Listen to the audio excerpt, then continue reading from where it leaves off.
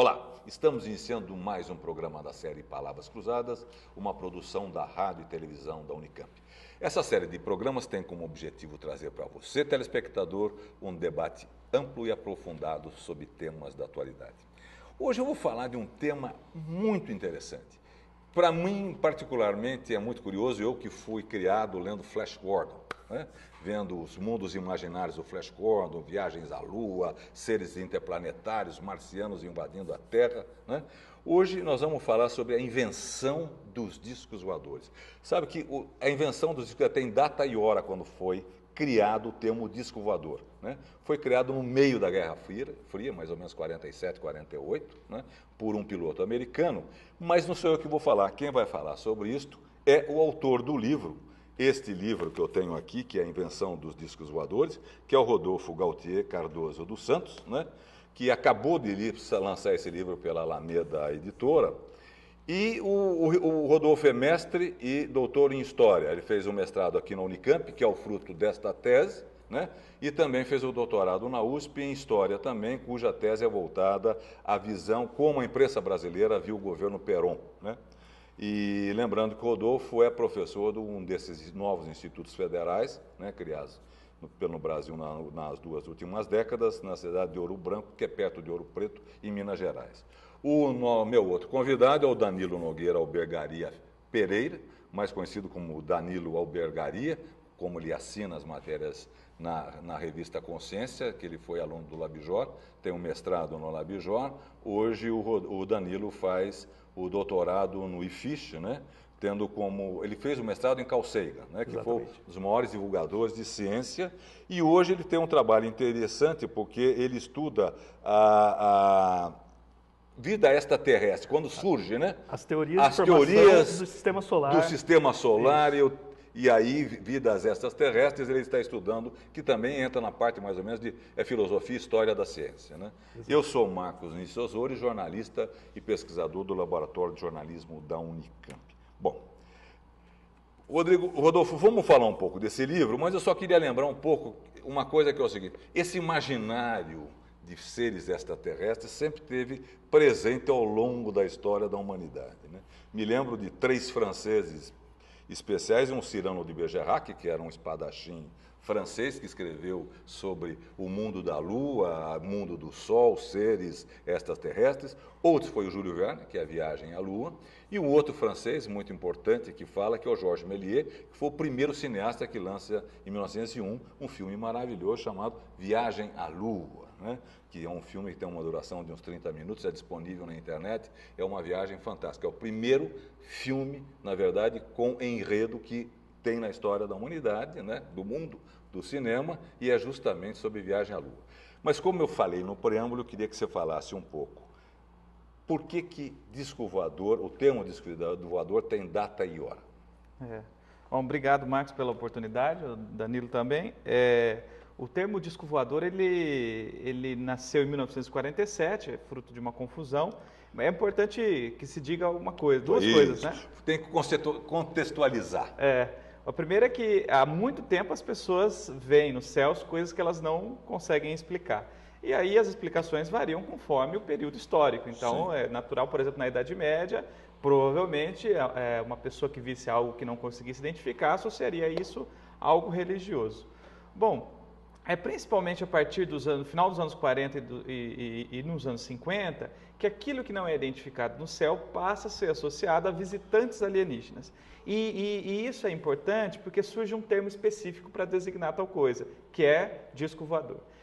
O termo surge em 24 de junho de 1947, quando um aviador estava pilotando e viu alguns objetos e não conseguiu identificá-los. Eram 9 objetos metálicos.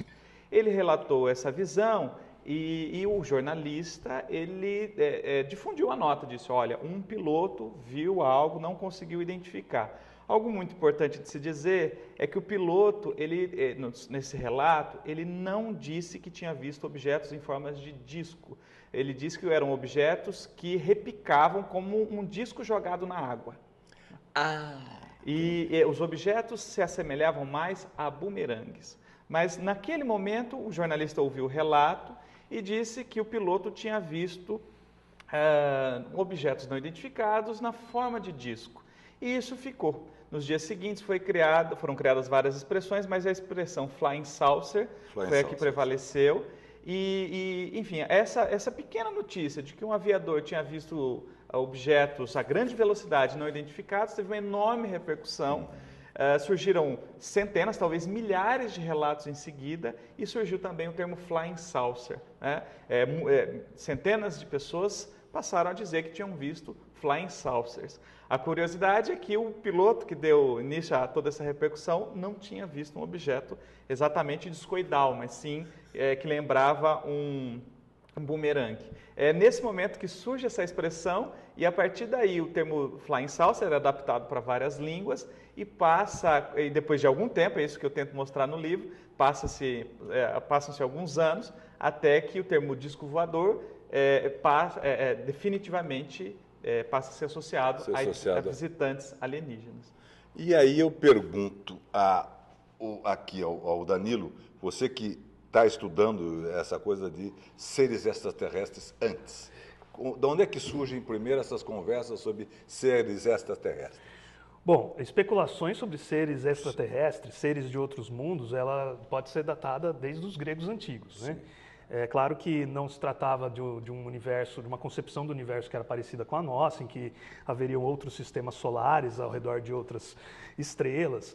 Não havia essa concepção de que as estrelas eram outros sóis, assim por diante, mas existiam especulações sobre outros mundos, em termos de outras dimensões, outros mundos que seriam parecidos com este aqui, existindo pelo universo afora, assim por diante. Então, assim, desde Demócrito, Leucipo, por exemplo, figuras do atomismo, existe esse tipo de especulação. Então, ela passa a história do Ocidente todo, ela dá uma adormecida ali na Idade Média, mas depois, ali, a partir do século XV, começa a tomar muita força, ela toma especialmente muita força... Do século XV, a partir do século XV. Com uma figura chamada Nicolau de Cusa, uma figura influente dentro da política da Igreja Católica, inclusive. Ele não foi perseguido por causa disso, muito pelo contrário, ele chegou a ser arcebispo. Mas, enfim, ele já especulava numa obra que depois... para a história da filosofia acabou se tornando clássica, né? Ele especula sobre seres em outros mundos. Exatamente. E isso passa por toda a história do desenvolvimento da modernidade, né? Então, desde a Revolução Copernicana, que deu muito gás para esse tipo de especulação, tem muita especulação acerca de seres extraterrestres vivendo em outros lugares do universo. A questão aqui é que tem uma parte dessa história que é pouco conhecida, poucos historiadores acabaram se dedicando ao tema, que é o fato de que, apesar de que durante toda a modernidade você tem existe até uma predominância do fato de que as pessoas pensavam em termos pluralistas, de que existem seres ao redor do universo, seres inteligentes, assim por diante. Muitos cientistas e filósofos são exemplos disso, depois eu posso citar alguns. Na primeira metade do século XX, essas ideias sofreram um golpe bem significativo. O golpe foi o seguinte: a principal explicação de formação do sistema solar, que era a hipótese nebular, que remetia ao Laplace desde o final do século XVIII, que dava conta de que o sistema solar teria se originado a partir de uma nebulosa. E os planetas seriam então subprodutos da formação do Sol.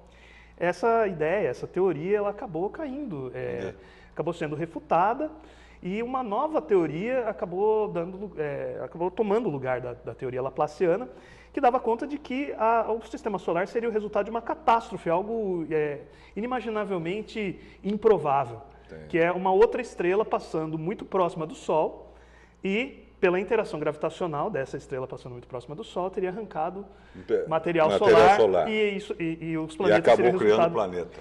Então, se o sistema solar é resultado de uma formação fortuita como essa, provavelmente o sistema solar é único no universo. Provavelmente não existam outros sistemas solares, ou eles são raríssimos. Porque uma quase colisão de estrelas, dadas as distâncias que existem entre as estrelas, mesmo numa galáxia como a nossa, que tem 200 a 400 bilhões de estrelas, as distâncias interestelares são muito grandes. Então, uma estrela passar muito próxima do Sol e gerar planetas é algo assim, quase improvável de acontecer. Então, na primeira metade do século XX, principalmente até 1935, dos dois lados do Atlântico, onde se dava esse debate, tanto nos Estados Unidos quanto na Europa, essas teorias acabaram predominando, as teorias dualistas, de que uma outra estrela passou perto do Sol. E aí o que aconteceu foi que, pelo menos no meio científico, na comunidade científica, as ideias de pluralistas que especulavam sobre seres extraterrestres acabaram arrefecendo. Embora na cultura popular e na ficção científica isso nunca tenha desaparecido. Na ficção científica isso nunca parou. Eu já visto o Flash Gordon, que é dos anos 20, né? É mais ou menos dos anos 20 que surge o Flash Gordon, após a Primeira Guerra Mundial. Isso, exato, no Entre Guerras. É no Entre Guerras que surge o Flash Gordon, que foi o herói até os anos 60, anos 70... Né, que era muito publicado, muito assistido, tinha os seriados no cinema antes da televisão, do Flash Gordon, quer dizer, eram seriados dos anos 40, mas que continuavam passando nos cinemas. Eu me lembro de ter visto o seriado do Flash Gordon, vocês não imaginam. Mocinho das Galáxias. No cinema, Mocinho das Galáxias, era absolutamente incrível.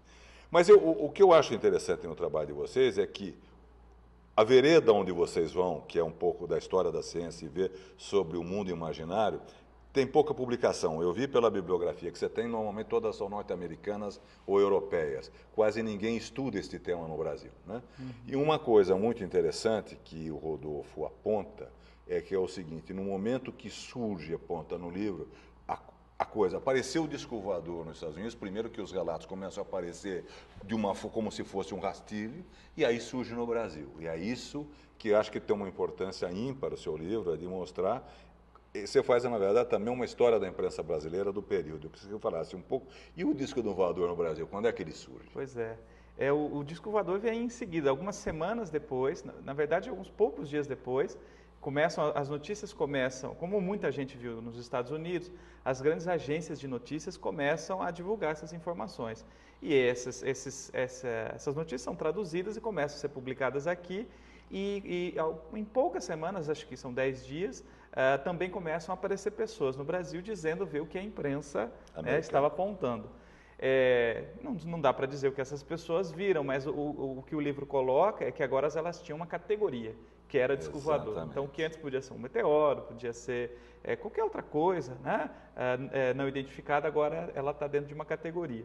Algo interessante é que, a respeito da imprensa, que você me perguntou, é que a imprensa, principalmente nos primeiros anos, ela tinha muito interesse, porque era um momento da Guerra Fria, era um momento de desenvolvimento tecnológico, havia uma preocupação no final dos anos 40 com a possibilidade da União Soviética desenvolver a bomba atômica, havia uma concorrência para saber quem ia produzir o avião mais veloz.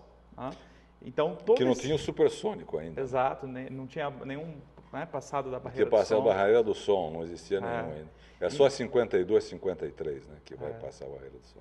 E aí o que acontece é que a imprensa ela cobria muito esse assunto, menos por ser um assunto, a grande imprensa, né? Menos por ser um assunto polêmico, ou transcendental, ou místico, e mais porque poderia realmente representar uma novidade em termos de desenvolvimento tecnológico e bélico, né? É muito interessante, aí a parte mais divertida é ler os jornais de baixa circulação que publicavam notícias desencontradas, às vezes casos mais absurdos, que não tinham espaço nos grandes jornais. E ali é muito interessante, isso é uma outra face, né, dessa coisa dos discos voadores, né? Eu acho muito interessante quando você começa a apontar na imprensa, é porque eles surgem de uma forma muito grande, né? Você relata centenas de casos que são contados, inclusive em Ipanema, né? Que tem. Isso. Você abre o livro citando todo mundo olhando o céu de Ipanema, do nada, né? Na verdade, exato, não tem nada, mas para-se o bairro inteiro para ver um possível disco voador. E aí eu queria saber, o que move este imaginário? É a notícia ou é um medo? Eu acho que são as duas coisas, né? Elas se retroalimentam, né? Então, as notícias davam um vocabulário para as pessoas e os comentários que vinham, né, junto com as notícias, falando, olha, pode ser uma aeronave secreta dos Estados Unidos, isso também caminhava junto, né? É importante dizer que o assunto ele também é um pouco cíclico, então às vezes passavam-se Então, muito tempo sem se falar o que nada. é curioso que se aponta é que da coisa cíclica. Acho que aqui o Danilo pode falar a mesma coisa com relação aos seres extraterrestres. Ele tem momentos que eles param, né? 47, Exato. 40, tem muito de repente eles param e depois eles voltam na década de 50. Né? Isso. Mas o que eu acho que é interessante que você aponta e vocês estudam é este momento crucial da história da humanidade, quer dizer, nossa, porque tínhamos acabado de ter uma carnificina, 50 milhões de mortos, mais ou menos, daí sempre um pouco para mais, porque você não tem a conta de toda a população civil, né, que perdeu a vida na Segunda Guerra Mundial, que foi uma carnificina, né, e você tem a divisão do mundo, né, entre o Ocidente e o Oriente, vamos assim dizer, com a União Soviética e a OTAN, né? E a disputa nuclear advinda disso, né? Porque você tem o Von Braun que vai para os Estados Unidos, você tem uma série de outros cientistas alemães que vão para a União Soviética, e aí até que a União Soviética detona a bomba atômica. Né? Exato. E é esse período que você estuda, mas você vai falar depois, no segundo bloco, porque nós temos que fazer uma breve interrupção do nosso Palavras Cruzadas de hoje, que tem como tema a invenção dos discos voadores, e eu recebo aqui nos estúdios da RTV o Rodolfo Gautier Cardoso dos Santos, que é o autor do livro e é mestre e doutor em História aqui pela Unicamp e USP, e o Danilo Nogueira Albergaria Pereira, né, que está fazendo doutorado Unifiche nesta área de filosofia da ciência, história da ciência, na coisa de busca de seres extraterrestres. Nós voltamos já já com nossas Palavras Cruzadas.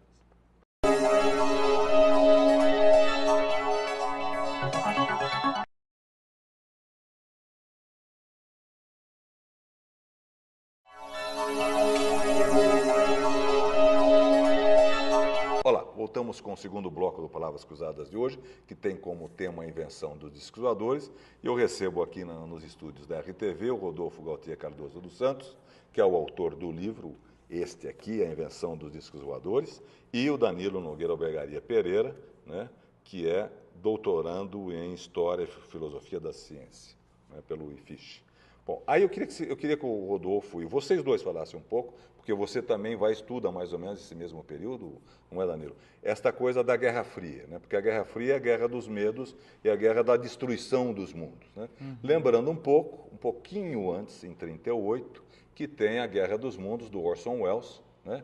Que foi uma catástrofe, que parou os Estados Unidos, e eu vi numa nota de rodapé sua que no México morreram centenas de pessoas, não é isso?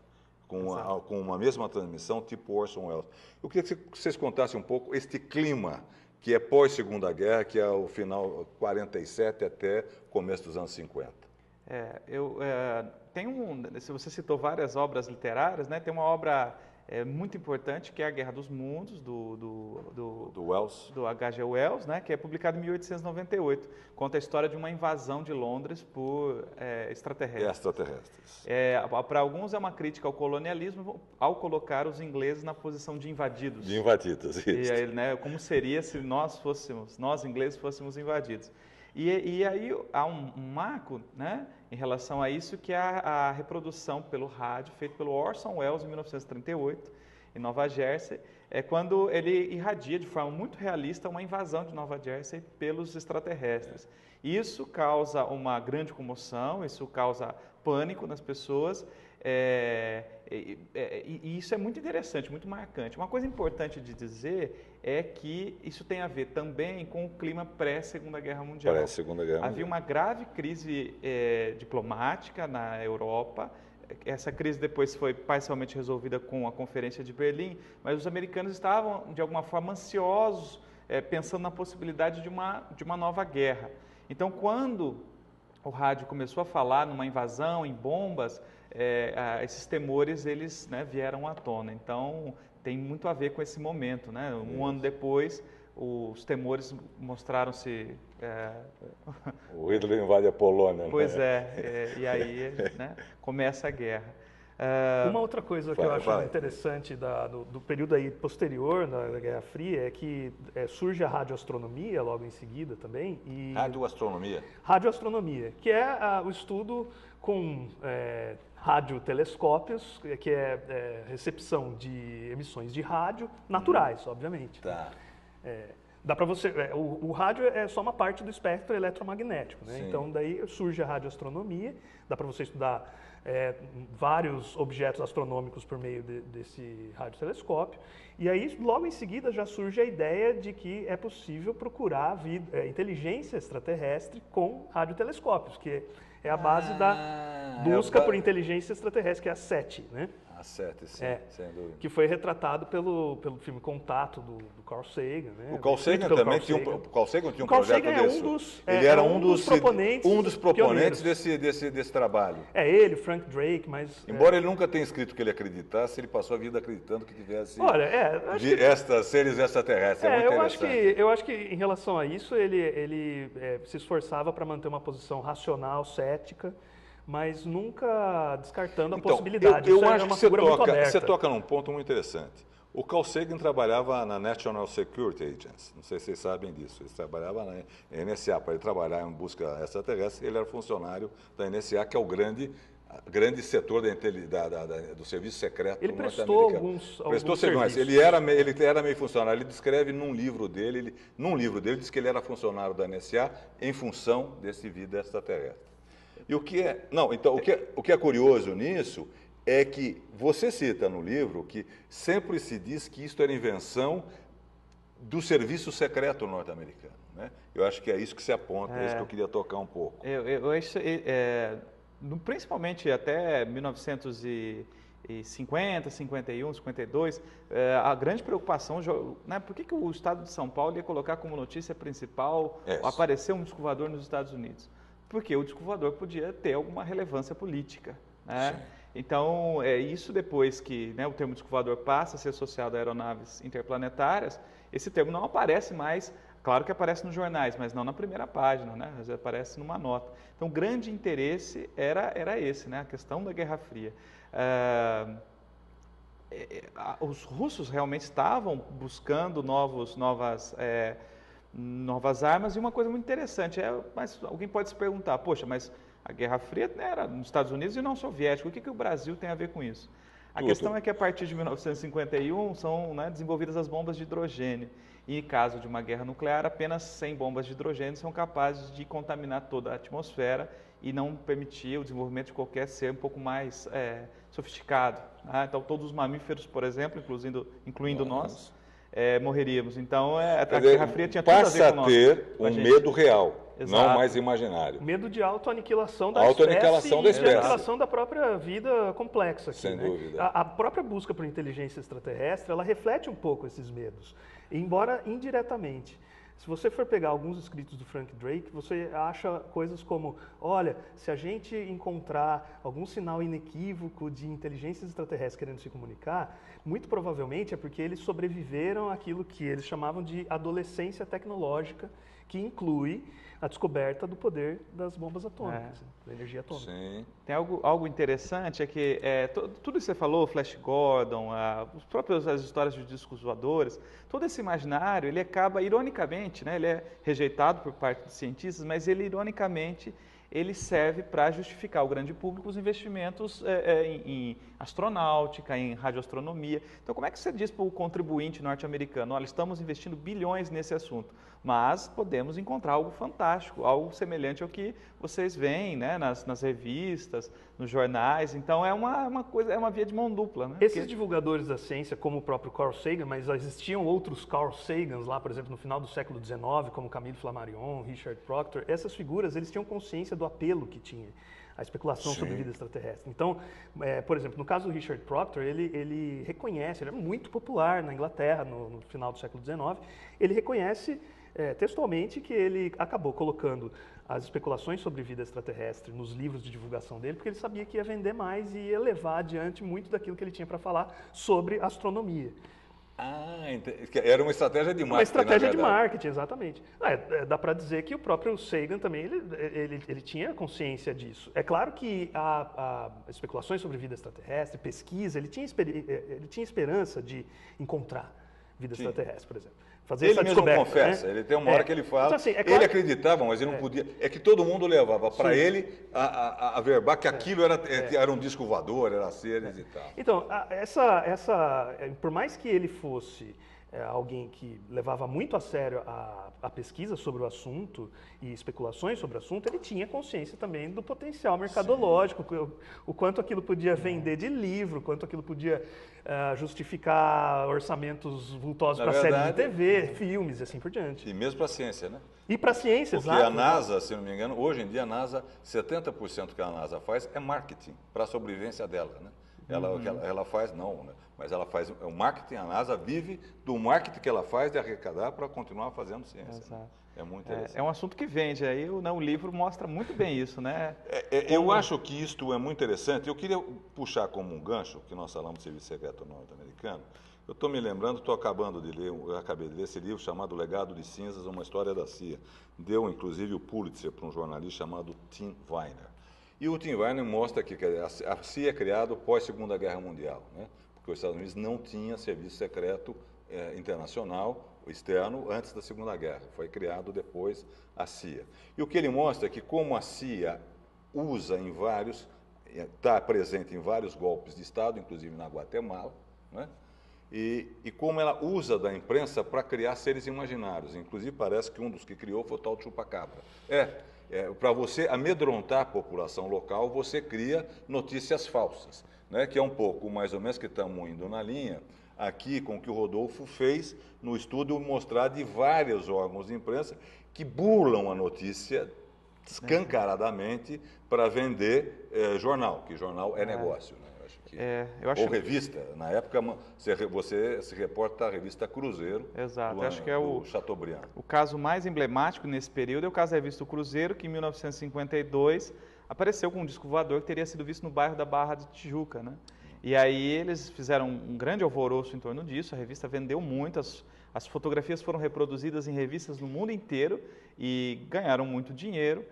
Curiosamente, alguns militares naqueles anos validaram as fotos. Então, eu achei muito interessante essa análise que você faz, que eles validaram as fotos. Né? Exato. Eles não tinham tantos conhecimentos fotográficos. Os fotógrafos da revista eram muito hábeis, né? Viviam daquilo. E aí os técnicos fotográficos da aeronáutica não conseguiram, pelo menos nos anos 50, identificar a fraude, validaram, né? E só nos anos 80 é que realmente comprovou-se que era uma fraude.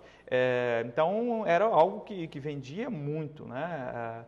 Tem um outro caso que eu conto no final do livro, que é o caso da Ilha Trindade, e que também é de um fotógrafo profissional e que por muito tempo foi vendido como um caso verdadeiro. Soube-se há poucos anos, por meio de relatos de familiares, que o fotógrafo havia confessado a falsificação daquelas fotografias, mas também ganhou muito dinheiro com a reprodução dessas fotos em revistas estrangeiras.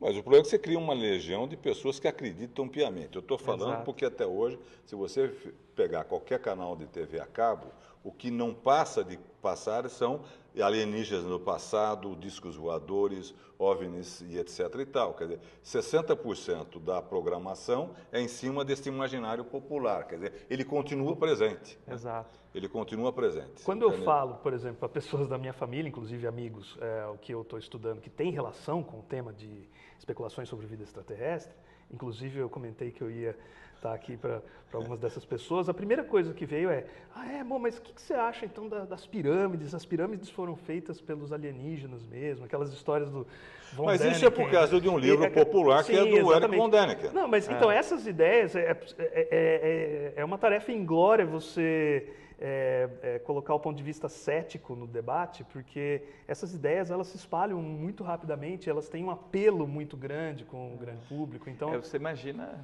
por exemplo, no período que eu trabalho, a revista Cruzeiro tinha uma tiragem de 520 mil exemplares. A revista que se colocou contra as fotos, apontando as fraudes, tinha uma tiragem de 10 mil exemplares. Então assim, você imagina a audiência do History Channel, do Discovery Channel, é muito grande, a influência é muito grande. Mas isso que ele está falando é muito interessante, porque na verdade ninguém quer acreditar, né, que seja mentira, né? Pouco essa coisa. É o desejo, quer acreditar na verdade naquilo. É um mundo mágico, né? Quer dizer, Sim. o extraterrestre também é um pouco do mundo mágico, do imaginário mágico, né? Sim. Isso é favorecido pela grandeza do universo, porque não é possível dizer que não existe vida. Afinal, o universo é gigantesco, nenhum cientista é capaz de dizer que não existe vida no universo. Pelo contrário, a maioria acredita que existe. Matematicamente, estatisticamente, é possível que exista um universo igual ao da Terra. É possível, E a questão também de se colocar um ponto de vista cético em relação tanto a discos voadores quanto a outras especulações sobre seres extraterrestres em outros sistemas solares por aí, é que, assim, você tem essa possibilidade muito grande. As pessoas, elas têm um desejo muito grande de acreditar nesse tipo de coisa. Os extraterrestres são criaturas que durante séculos povoaram o imaginário. Então, você colocar um ponto de vista cético é sempre difícil. E, ao mesmo tempo, você colocar um ponto de vista cético não significa que você está defendendo que a humanidade é a única inteligência do universo, Sim. que muito provavelmente nós estamos sozinhos como inteligência no universo. Esse é o medo de sempre estarmos sozinhos, né? Esse é o medo da solidão, né? Mas tem uma coisa que, quando vocês estão falando isso, estou me lembrando de uma parte narrada aqui que o Rodolfo fala, que é o seguinte, que quando vão colocar essas fotos na manchete, que são totalmente falsas, que esta foi uma reportagem que ganhou o mundo, né? E ganhou o mundo mesmo, é 51, né? 52, é que um dos diretores do Observatório Nacional vai lá e diz que realmente é disco voador. É isso? O que me impressiona no livro é que você não tem uma massa crítica de cientistas, ou que não querem falar, ou não querem se expor, para contrapor cientificamente com isso. É muito, né? Pelo menos no relato e na imprensa que você analisou, isso é muito reduzido. Né? Tem um astrônomo do Observatório Nacional chamado Domingos Costa, e ele ingenuamente, ele diz, não, realmente eu vi junto com a minha filha, estava lá. E aí o fotógrafo clica. E aí vem a legenda, né? Até o astrônomo Domingos Costa já viu um disco voador. Dentro do Observatório Nacional, no Rio de Janeiro, havia astrônomos que se colocaram contra as fotos, mas era muito mais forte uma fotografia de um astrônomo dizendo que também já tinha visto, não um disco voador, mas algo que ele não conseguiu identificar. Então, eles foram muito hábeis em manipular essas questões. Você tocou num ponto importante, que é a recusa dos cientistas em tratar do assunto e de se expor, ela abriu um espaço para que isso se desenvolvesse cada vez mais. Então, eu acho que é um espaço que tem que se ocupar. Você não tinha uma vulgarização da ciência como você tem hoje. Né? Acho que aconteceu uma associação do tema a um trabalho que não é muito rigoroso, assim por diante. Então, acho que havia uma resistência por parte da comunidade científica em se colocar mesmo. E o que é muito interessante no trabalho do Rodolfo é que ele mostra que a revista Ciência Popular, que era uma revista para jovens, é a única que vai se contrapor à grande imprensa. Né? É a única que duvida. Quer dizer, é uma revista banal, vamos dizer, né? Sem nenhum compromisso, mas é o único que o editor se contrapõe. Essa é a única luta inglória contra essa grande imprensa. Né? Exato, é complicado, é uma luta realmente inglória, né? 520 mil de tiragem o Cruzeiro contra 10 mil. Não só isso, é que o Cruzeiro tinha todas as rádios em todas as capitais, junto com um jornal em cada um, que era do Diários Associados do Chateaubriand. Né? Exato. Foi a maior rede de comunicação que o Brasil já viu. Né? E os cientistas fugiam, né? Há relatos aí no livro. Você viu que os cientistas fugiam. Mas você também não tinha uma massa crítica no Brasil ainda de quantidade cientistas para trabalho, que é diferente um pouco dos Estados Unidos nesse momento que ele está querendo fazer uma bomba. O que é interessante no livro é que você mostra este período do medo, né? É um medo que acaba movendo, acho que é um pouco do medo e um medo de uma outra bomba. Quer dizer, o que sempre que você mostra no livro, nas narrações, é que, tudo bem, não é disco voador, na verdade é uma bomba dos russos, né? Ou uma bomba dos americanos. Né? Exato, é uma época muito angustiada, assim, é uma época em que muita gente olha para o céu. Porque uma das coisas que você narra, eu achei interessante, é Rockwell, né? A Roswell. O do que cai no deserto do norte-americano. Exato. Né? E é muito interessante porque hoje em dia, né, fala assim, o caso Roswell, o início da ufologia, mas nos anos 50 ele não tem importância nenhuma. Ele não tem nenhuma importância, né? Eu li milhares de notícias nos jornais brasileiros, o caso é citado em 3, 4 notícias. Mesmo nos Estados Unidos ele desaparece também. Ele desaparece, cai um disco, as notícias eram muitas, já haviam aparecido notícias de quedas de discos voadores, já haviam acontecido negações, e quando cai algo em Roswell e vem a negação do governo americano, a imprensa aceita. Eles estavam de saco cheio, porque eram, muitas notícias desencontradas estavam aparecendo, e o assunto é esquecido. Aí eu passei anos lendo, tentando achar outras referências, ninguém mais lembra do assunto. Só voltou quando, em 1978, alguém que participou do episódio contou sua memória a respeito daquilo, e aí trouxe uma nova versão dos fatos. Mas isso são 30 anos depois. É a mesma coisa você que dá aula imensa do ET de Varginha, né? Que envolveu a Unicamp numa história sem pé nem cabeça do ET de Varginha, que trouxeram o ET que teria sido analisado. Quer dizer, essas coisas que a imprensa cria, fatos não comprovados e viram um fenômeno. Nós vamos ter que encerrar esse bloco, voltamos já com Palavras Cruzadas de hoje, que tem como tema a invenção dos discos voadores. Eu recebo aqui nos estúdios da RTV o Rodolfo Gautier Cardoso dos Santos, que é o autor do livro, e o Danilo Nogueira Albergaria Pereira, que também trabalha sobre história da ciência, tem um estudo sobre o Carl Sagan e agora estuda sobre a questão de vida extraterrestres, faz um doutorado em história na ciência neste tema. Nós voltamos já com o programa.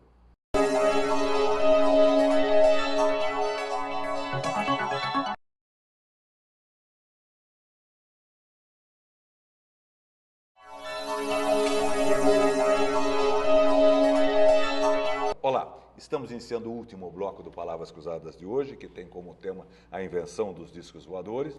E eu recebo aqui nos estúdios da RTV o Rodolfo Gautier Cardoso dos Santos, que é mestre e doutor em História, aqui pela Unicamp e pela USP, o autor do livro, que a gente estou gravando o programa, que é a invenção dos discos voadores, recém-saído pela Alameda. E o outro convidado é o Danilo Nogueira Albergaria Pereira. Você é jornalista de formação?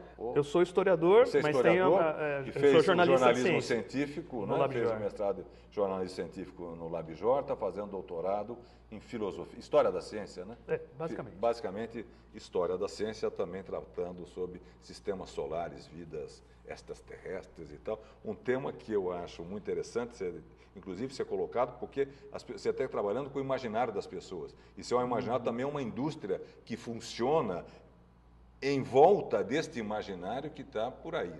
Então, ele é importante ser estudado. Eu acho que esse livro que você fez é um primor no sentido de colocar o tema no Brasil. Fora, eu já vi muita coisa, mas no Brasil você não vê quase nada, a não ser os livros que acham que existe vida extraterrestre. Então, alguém que vai colocar historicamente quando surge, desaparece e volta a surgir.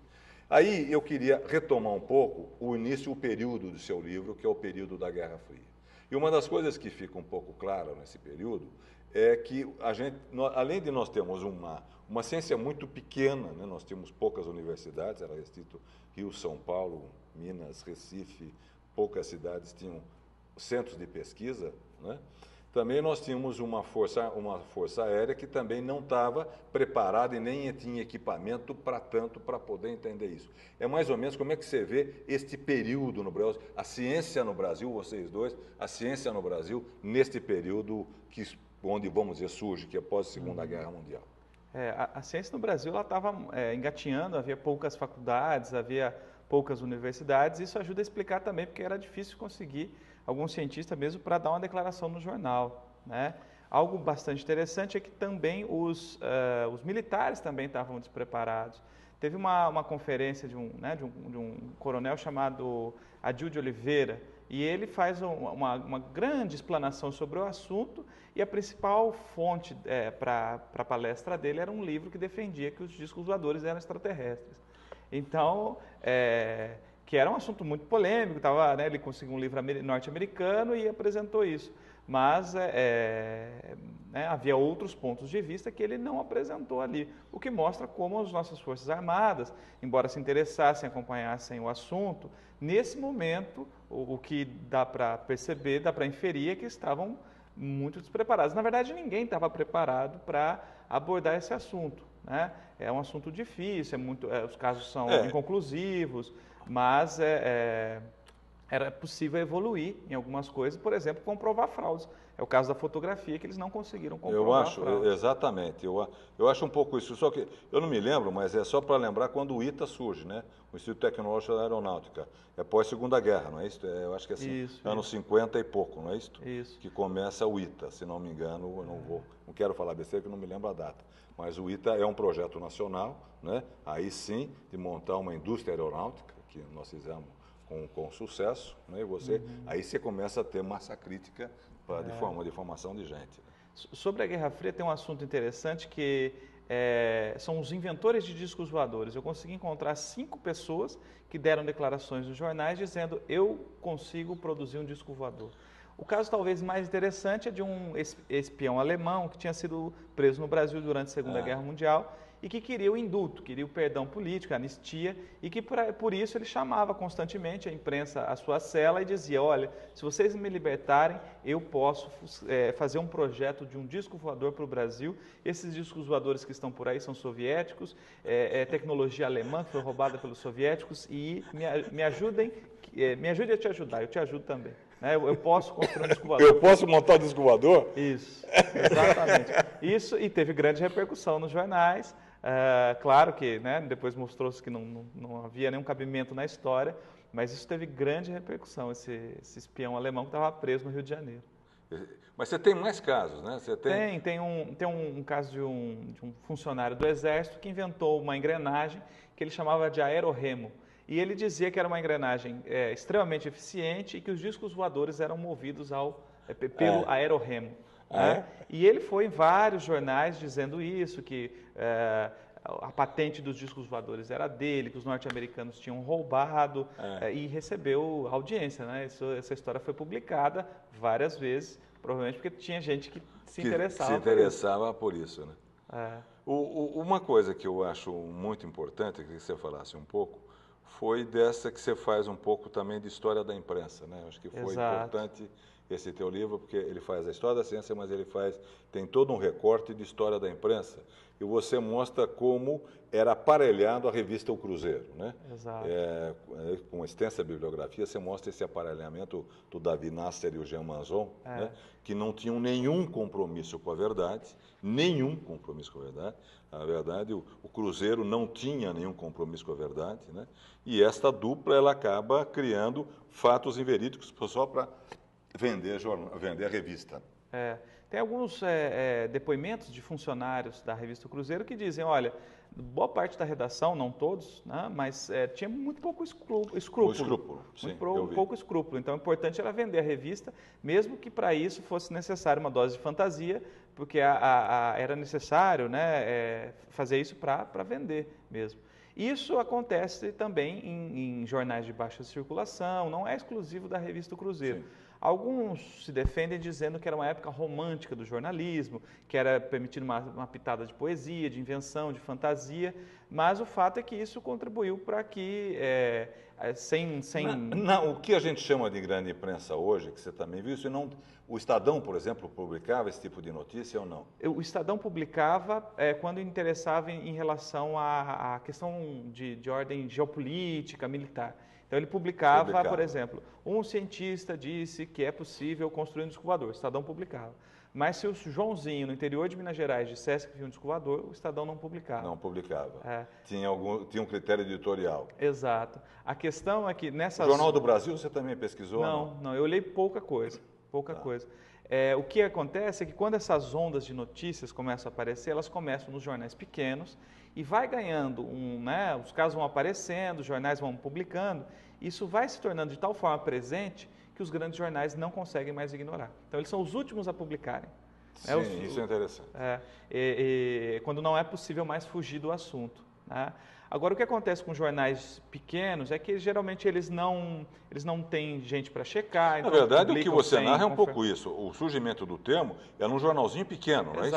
Exato. O jornal, por exemplo, não tem alguém que vá no aeroporto conversar com alguém, não liga para um meteorologista. Então, os jornais pequenos eles tinham uma tendência maior a publicar casos sem comprovação, sem averiguação. Esses casos eles iam crescendo e, em algum momento, isso chegava à grande imprensa, né? Aqui, vamos perguntar, Danilo, o que tem de novo? que chama a atenção? O que é o novo hoje? Pois é, hoje quem gosta do assunto está vivendo num período bem privilegiado, né? Porque, não em relação a discos voadores, obviamente, mas em relação à pesquisa que dá base para áreas multidisciplinares como a astrobiologia, que foi também uma criação do século XX, da segunda metade do século XX. O que está acontecendo hoje nas pesquisas astronômicas é que tem uma área muito fértil de descoberta de planetas extrasolares, então são planetas que estão orbitando outras estrelas, já tem coisa de seguramente mais de 2.000 deles descobertos, alguns deles são sistemas com vários planetas, inclusive vários planetas de tipo terrestre, ou seja, com tamanho, massa, estrutura que seria mais ou menos parecida com os planetas internos do Sistema Solar, entre eles a Terra.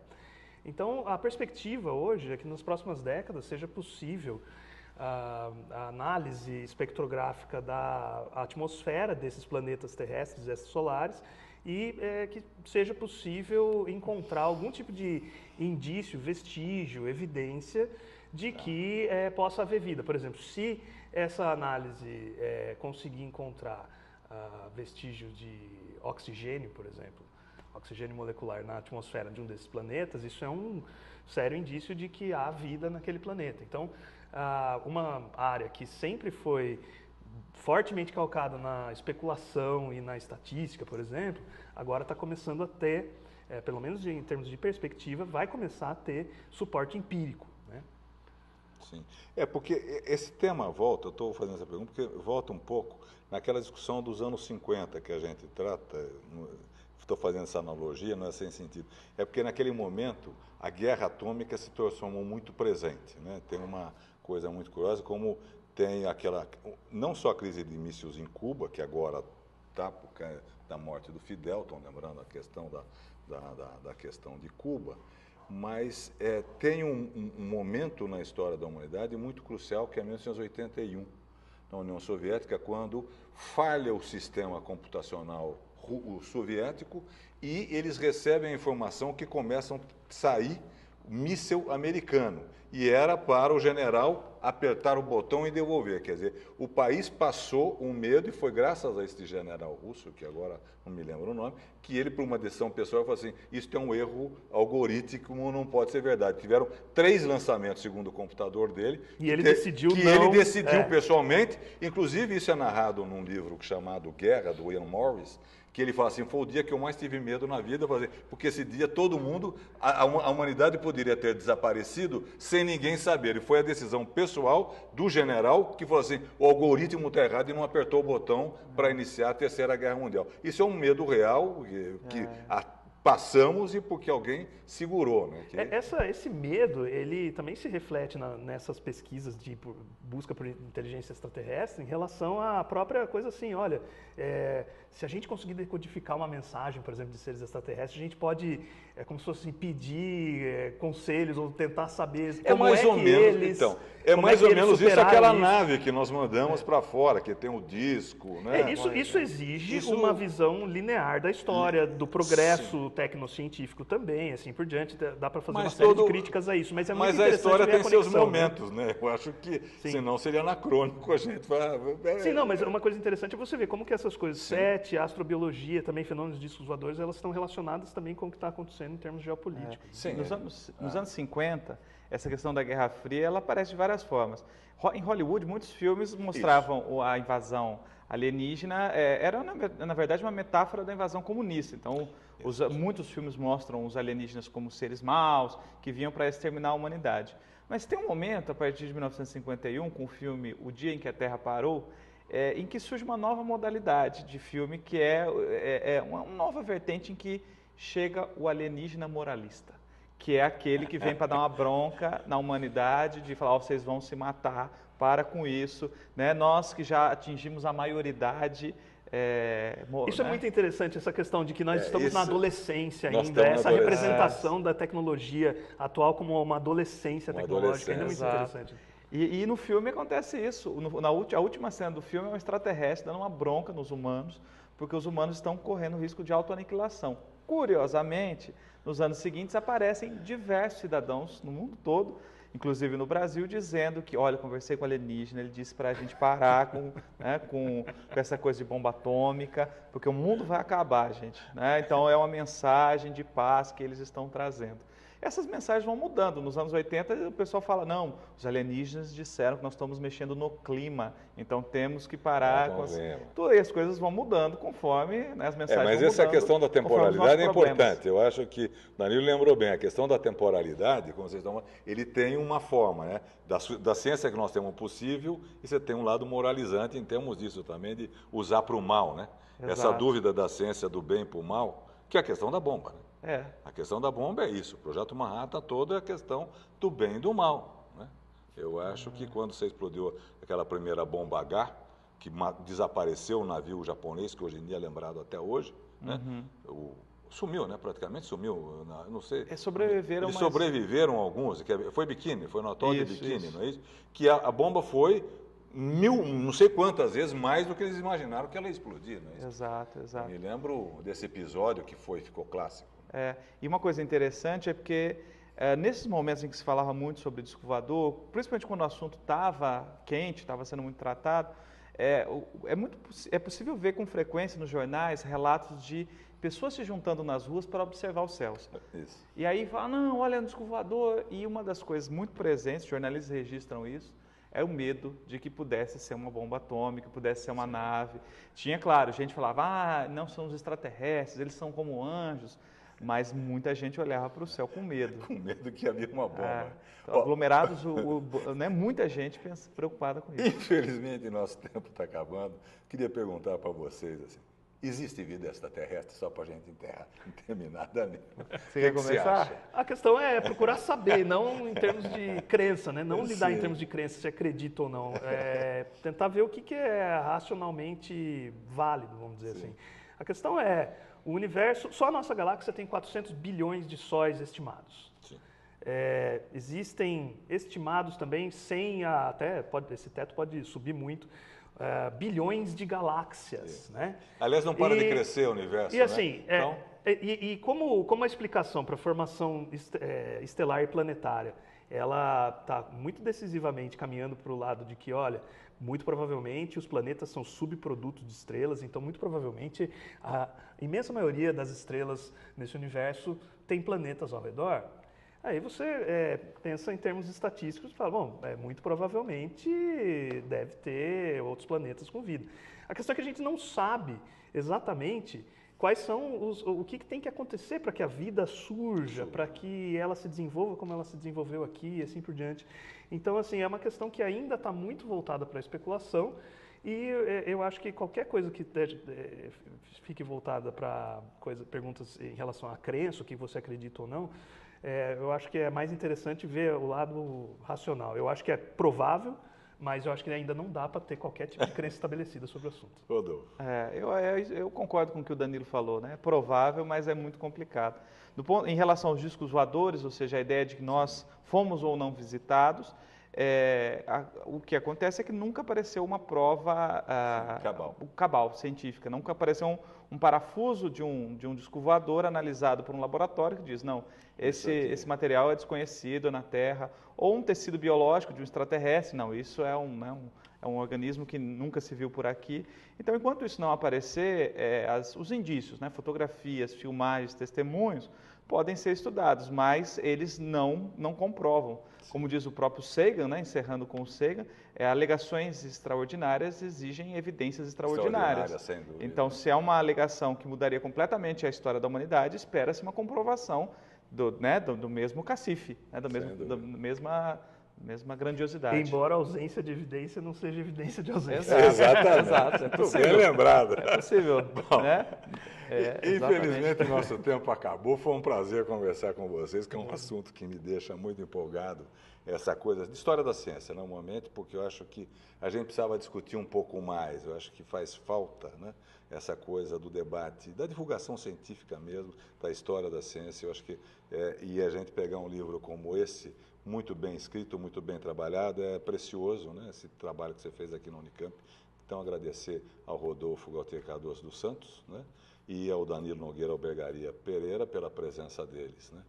E lembrar que eu li um conto na minha juventude, quando você falou dessa coisa dos planetas, que eu não me lembro agora o nome do autor, que diz o seguinte: tinha um supercomputador, o homem tinha ido para todos os planetas, tinha ido tudo embora, e começou a ocorrer o fenômeno da entropia. Todas essas estrelas começavam a se apagar. Aí o homem tinha criado um big supercomputador gigantesco espalhado pelo universo, mas não conseguia resolver a entropia. E aí foram todos se apagando, todas as estrelas se apagaram. Quando todas as estrelas se apagaram, o computador não podia ser desligado, porque ele tinha a questão como fazer a estrela. Aí o computador falou assim: faça-se a luz, e a luz se fez. Obrigado a vocês e até o próximo Marcos. Palavras Cruzadas.